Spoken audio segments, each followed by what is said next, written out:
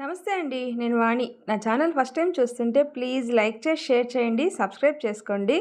ఈరోజు మనం మిథున్ బాబు గారు రచించిన ఒక మంచి కథను విందాం. లేవు లేవు, గేదె తాడు తెంపుకుపోతా ఉంది. నీ దుంప తెగ, నీ మొద్దు నిద్ర పాడుగాను, లే అని మొగుణ్ణి పరుగులెట్టించింది పొద్దు పొద్దున్నే కమల. తల్లి గొంతుకి ఉలిక్కిపడి లేచింది బంగారి. మెడిసిన్ చదువుతుంది బంగారి.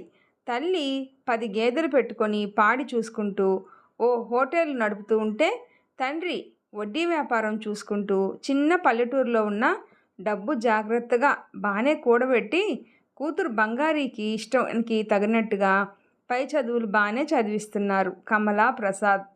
బంగారి పట్టణంలో ఓ హాస్టల్లో ఉంటూ మధ్య మధ్యలో తమ పల్లెకు తిరుగుతూ బాగా చదువుకుంటుంది.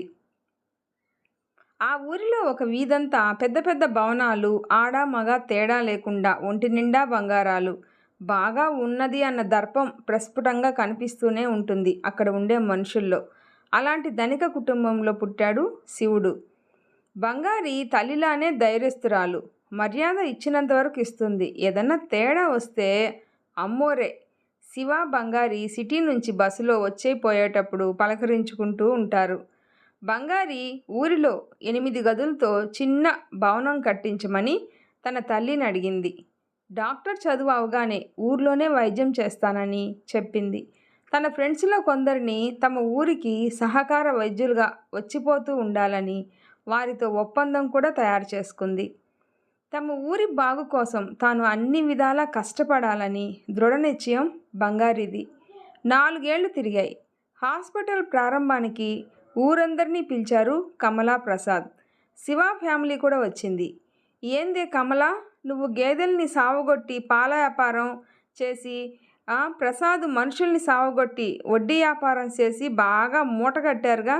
కొత్త హాస్పిటలు, కొత్త డాక్టర్ అమ్మ, మంచి జోరు మీద ఉన్నారుగా ముగ్గురును అంది అనురాధ అసూయగా, హేళనగాను.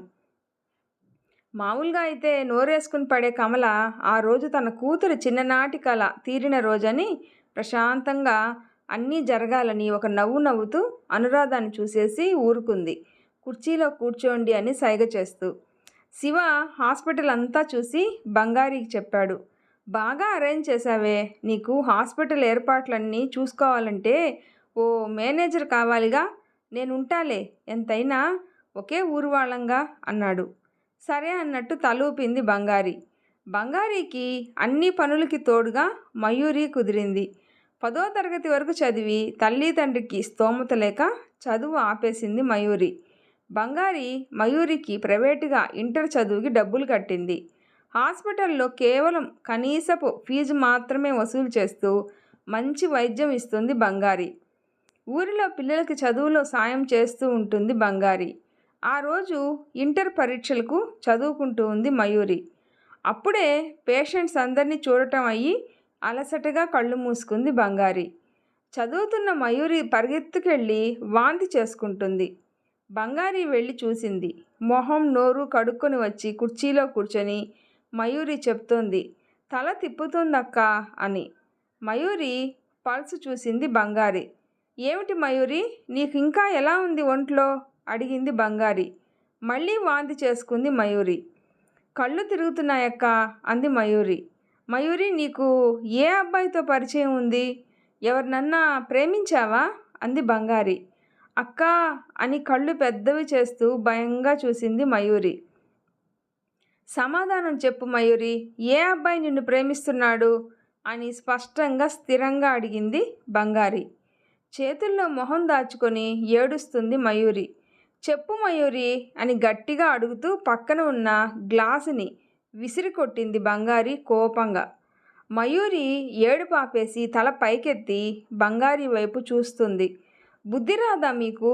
రోజు పేపర్లో, టీవీల్లో ఇన్ని వార్తలు వస్తుంటాయి. ఆ అమ్మాయి అలా మోసపోయింది, ఈ అమ్మాయి ఇలా మోసపోయింది అని. అయినా సరే ఇలా పిచ్చి పనులు చేస్తుంటారు ఎందుకు అని కోపంగా అడిగింది బంగారి. మోసం అని ఎందుకంటావక్క? అతను నన్ను పెళ్లి చేసుకుంటాడు అంది మయూరి. పెళ్ళి తర్వాత చేయాల్సిన పని ముందే పద్ధతి తప్పి చేయటం మీరిద్దరూ చేసిన తప్పు, మోసం కాదా? పెళ్లి చేసుకోవాలి అనుకున్నప్పుడు పద్ధతిగా పెళ్ళికి దారులు వేసుకోవాలి, కానీ ఇలా స్వార్థపు పనులు చెయ్యరు అంది బంగారి.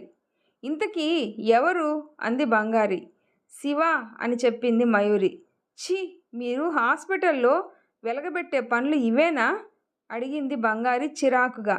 లేదక్కా, నీకు ఈ హాస్పిటల్ ఒక దేవాలయంతో సమానమని నాకు తెలుసు. మేము కిందటి నెలలో ముంబై వెళ్ళాం. 4 రోజులు శివ నాకు ముంబై అంతా తిప్పి చూపించాడు తెలుసా అని గొప్పగా చెప్పబోయింది మయూరి. మీ అమ్మా నాన్నకి తెలుసా నువ్వు శివ ముంబై వెళ్ళినట్టు అడిగింది ఆశ్చర్యంగా బంగారి.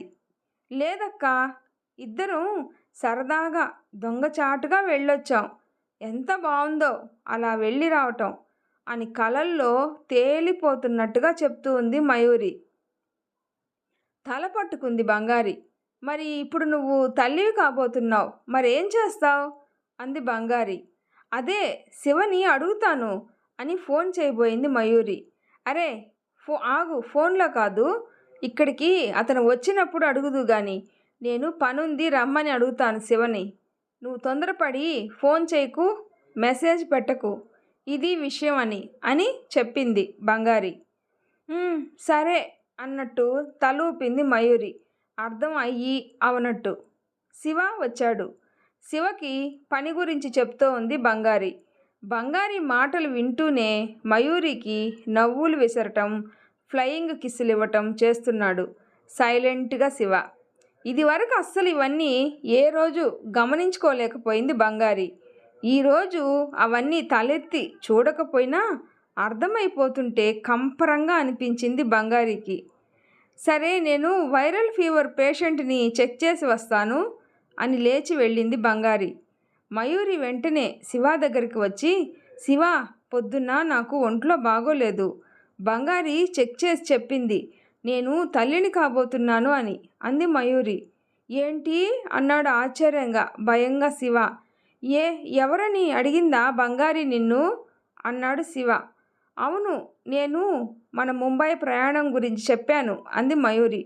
అయ్యో, ఇప్పుడు ఎలా అన్నాడు శివ. ఏమైంది? మీ ఇంట్లో నువ్వు చెప్పు, మా ఇంట్లో నేను చెప్తా. మనిద్దరం ప్రేమించుకున్నాము, మనకి పెళ్లి చేయమందాం అని చెప్పింది మయూరి. చెప్దాము, కానీ కొంతకాలం ఆగి చెప్పాలి అనుకున్నాను. మా చెల్లికి పెళ్లి సంబంధం చూస్తున్నారు. ఇప్పుడు మన విషయం చెప్పటం సమస్య అవ్వచ్చు, కానీ చెప్పాలి తప్పదు. ఏం గొడవలు అవుతాయో అన్నాడు శివ అసహనంగా తల పట్టుకుంటూ. సరే, ఇప్పుడే చెప్పొద్దులే, మీ చెల్లి పెళ్ళయ్యాక చెప్దాం. వీలైనంత వరకు వేచి చూద్దాం అంది మయూరి. ఎలా మయూరి? ఇంకో 1-2 నెలలకి మీ ఇంట్లో తెలిసిపోతుంది. ఈలోగా చెల్లి పెళ్ళి కుదురుతుందో లేదో. ఎలా ఇప్పుడు అన్నాడు కంగారు పడుతూ శివ. మనం చెప్పకముందే ఇళ్లల్లో తెలిసిపోతే మంచిది కాదు. మనమే ముందు చెప్తే బాగుంటుంది అన్నాడు శివ ముందు కంటే కొంచెం కుదుట పడుతూ. శివ అని పిలిచింది బంగారి రూంలోకి వస్తూ. అప్పటి వరకు వారి అన్ని మాటల్ని వింటూనే ఉంది. ఎక్కడ శివ మయూరికి అన్యాయం చెయ్యాలి అనుకుంటాడో అని. ఇప్పుడైనా అతను ఎంతవరకు మయూరికి న్యాయం చేస్తాడో తెలియట్లేదు బంగారికి. శివ బంగారిని చూశాడు. సిగ్గుగా తల పక్కకు తిప్పేసుకున్నాడు. శివ, ఇలా తొందరపడటం ఏమీ బాలేదు. ఇప్పుడు సరైన నిర్ణయం తీసుకొని ఇద్దరి జీవితాలు పాడవకుండా చూసుకోండి అంది బంగారి. మర్రోజు మయూరి పనిలోకి రాలేదు. మధ్యాహ్నానికి ఒక బాబు పరిగెత్తుకొచ్చి చెప్పాడు. అనురాధ పంపించిన కొందరు మనుషులు వచ్చి మయూరి ఇల్లు తగలబెట్టేశారు. మనుషులు 3 బతికి బయటపడ్డారు, కానీ వారి సామాన్లంతా బూడిదైపోయింది అని బంగారి వెళ్ళింది. మయూరి తల్లి బంగారికి చెప్పింది. ఏటి చెయ్యాల తల్లి ఇప్పుడు? ఈ ముదనష్టపుది ఇంత పాడు పని చేసింది అంటూ శివకి ఫోన్ చేసింది బంగారి. మయూరి ముందు రోజు వాళ్ళ అమ్మకి అంతా చెప్పేసిందని, వెంటనే మయూరి తండ్రి ఇంటికొచ్చి తన పేరెంట్స్కి చెప్పాడు అని, వారు కోపంతో ఈరోజు మయూరి వాళ్ళ ఇల్లు తగలబెట్టేశారని చెప్పాడు. మరి ఇప్పుడు ఎలా శివ అడిగింది బంగారి. మయూరిని పెళ్లి చేసుకుంటానని తన తల్లి తండ్రికి చెప్పానని వారు ఒప్పుకోవట్లేదని చెప్పాడు శివ. అయినా సరే నేను మయూరినే తప్పకుండా పెళ్లి చేసుకుంటాను, తన తల్లి తండ్రి ఒప్పుకునేదాకా ఎదురు చూస్తాను అని చెప్పాడు శివ. కనీసం శివ ఏరు దాటాక తెప్ప తగలేసే రకం కాదులే అని బంగారి అర్థం చేసుకొని మయూరి తల్లి తండ్రికి ధైర్యం చెప్తోంది. కొన్ని రోజులు ఓపిక పట్టమని సర్ది చెప్తుంది. మయూరి పక్క నుంచి గొప్పగా మాట్లాడుతుంది.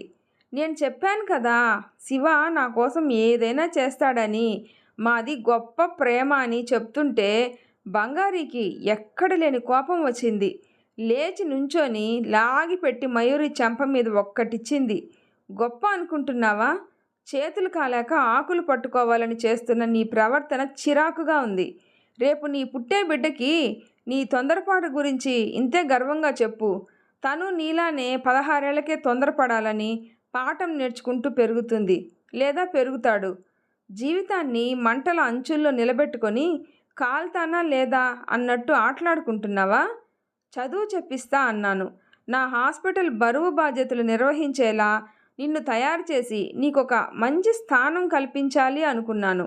ఆడపిల్లలమైనా మన ఊరిని గర్వంగా నిలబెట్టే 2 గట్టి స్తంభాలులాగా మనం తయారవ్వాలి అనుకున్నాను. ఈరోజు నీ జీవితాన్నే ఎలా నిలబెట్టుకోవాలో తెలియని స్థితిలో ఉన్నావు నువ్వు. వయసులో ప్రేమలో పడటం గొప్ప కాదు, ప్రేమను నిలబెట్టుకుంటూనే నీ వ్యక్తిత్వాన్ని కూడా మంచిగా ఉన్నతంగా తీర్చిదిద్దుకోవడం అంతకంటే గొప్ప అని తెలుసుకోలేకపోయావు. ఇప్పటికే నిన్ను నేను అన్ని విధాలా ఆదుకుంటాను, కానీ జీవితాన్ని పద్ధతిగా ఎలా నడుపుకోవాలో, సరైన విలువలతో ఎలా మలుచుకోవాలో అది ముందు తెలుసుకో నువ్వు అంది బంగారి మయూరి చెంపలపై కారే కన్నీరు తన చేతులతో తుడిచి. తను కొట్టిన దెబ్బకు మయూరి చెంపపైన పడ్డ ఎర్ర చారలను తన కర్చీఫ్తో మెత్తగా అద్దుతూ ఒక అచ్చమైన అక్కల మయూరిని తీర్చిదిద్దే ప్రయత్నం చేస్తోంది బంగారి. ఆ రోజు బంగారి, కమల, ప్రసాదు మయూరి తల్లిదండ్రులకి తోడుగా వారికి మేమున్నాం అండగా అన్నట్టుగా అందరూ కలిసి శివ వాళ్ళింటికి వెళ్ళారు. గుమ్మంలోనే అనురాధ గట్టిగా కేకలు వేసింది. మీలాంటి వాళ్ళతో సంబంధం మాకొద్దు అని తెగేసి చెప్పింది. శివ కూడా తల్లి మాటలు సహనంగా వింటూ ఉండి చివరిలో స్థిరంగా చెప్పాడు. అమ్మ, నేను మయూరిని పెళ్లి చేసుకోవాల్సిందే. తను నా బిడ్డకు తల్లి కాబోతుంది. ఈ 10 నెలల్లో మీరు మీ మనసులకి దయచేసి సర్ది చెప్పుకోండి. మయూరిని నా భార్యగా ఒప్పుకోండి. మా పెళ్ళికి ఒప్పుకోండి. నిజమే, మేము తొందరపడటం తప్పే, కానీ ఈ తప్పు చేయకపోయినా ఎప్పటికైనా నేను మయూరినే పెళ్లి చేసుకోవాలి అనుకున్నాను. వాళ్ళ ఇల్లు తగలబెట్టించి మయూరిని లేకుండా చేద్దామనుకుంటే నేను బతికి ఉన్నా కూడా ఒంటరిగా ఏడుస్తూ మిగిలిపోతాను. మీకు కొడుకు ఉండి బతికున్న శవంలా మిగులుతాను. నా మనసుకు నచ్చిన అమ్మాయిని నా జీవితంలోకి రానివ్వండి. ప్లీజ్ అమ్మా, ప్లీజ్ నాన్న అని ఏడ్చేశాడు అనురాధ చేతుల్లో మొహం దాచుకొని. చిచి, హాస్పిటల్ పెట్టావా, మ్యారేజ్ ఆఫీస్ పెట్టావా మహాతల్లి?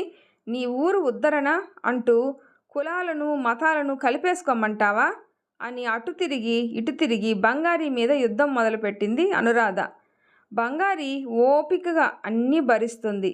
ఆవేశపడబోయిన తల్లి చెయ్యి గట్టిగా పట్టుకొని వద్దని కళ్ళతోనే వారించింది తల్లిని. శివ కూడా కళ్ళతోనే సారీ అన్నట్టు చూశాడు బంగారి వైపు. మయూరి ఇంటర్ పరీక్షలు బాగా రాసేలా ప్రోత్సహించింది బంగారి. మయూరికి పరీక్షల్లో మంచి మార్కులు వచ్చాయి. బ్యాంక్ ఎగ్జామ్స్ రాయించింది బంగారి మయూరితో. క్లర్క్ ఉద్యోగం వచ్చింది మయూరికి. మంచి జీతం, నెలలు నిండి లక్షణమైన ఆడపిల్లకు జన్మనిచ్చింది మయూరి. అమ్మా, నా కూతుర్ని చూద్దాం పదమ్మా అని శివ అనురాధని తీసుకొని వచ్చాడు. మనవరాలిని ఎత్తుకోవటానికి మనసు ఉన్నా కోపం తగ్గలేదు అనురాధకి. ఇదేరా మీ పిల్లల పొగురు, అసలు కంటే వడ్డీ ముద్దవుతుందని ఇలాంటి వెధవ ప్లాన్లు చేసేస్తున్నారు మీ కాలం పిల్లలు. మీ బుట్టలో నేనేమీ పడను అంది అనురాధ. అమ్మా, ఎప్పటికైనా నేను మయూరి కోసమే ఎదురు చూసేవాడినని చెప్పానుగా. ఇవేమీ నాటకాలు కాదులేమ్మా. నీ మనవరాల్ని ఆశీర్వదించు, ముద్దు చెయ్యి అన్నాడు శివ తల్లిని బతిమలాడుతూ.